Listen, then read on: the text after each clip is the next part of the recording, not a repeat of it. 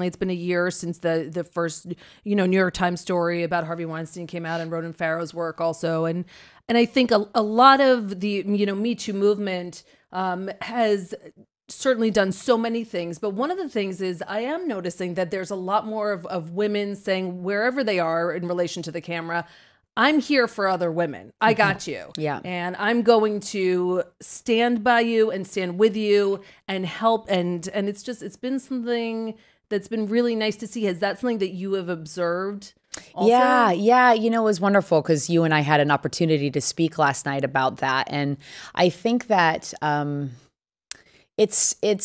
we need to stand in solidarity and support and believe one another. And, we're all in it. What happens to our fellow sister is happening to us. We're all a part of it. And we have to represent one another and be there to support one another. And, for equality and for rights and, everything across the board. And I've always been a supporter of women. I grew up an athlete, so I was in team sports at a young age. And I think it's one of the greatest gifts you can give, especially a young girl, because you have a common goal that you're working towards and you have to support one another to get to that end goal. So I just have that as part of my marrow. And I love that women are coming together now in a really in a strong and beautiful way for one another. Do you remember reading the New York Times story for the first time?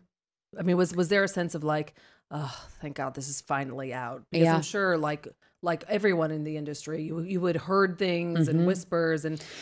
Well, this it's what's so difficult is even I think a lot of women were even scared to tell their best friends. It was something that, there's it's very complicated. But I think the most complicated thing was that the idea that one, we were made to think that we had something to do with it, that somehow it was our fault, which is so messed up and so convoluted.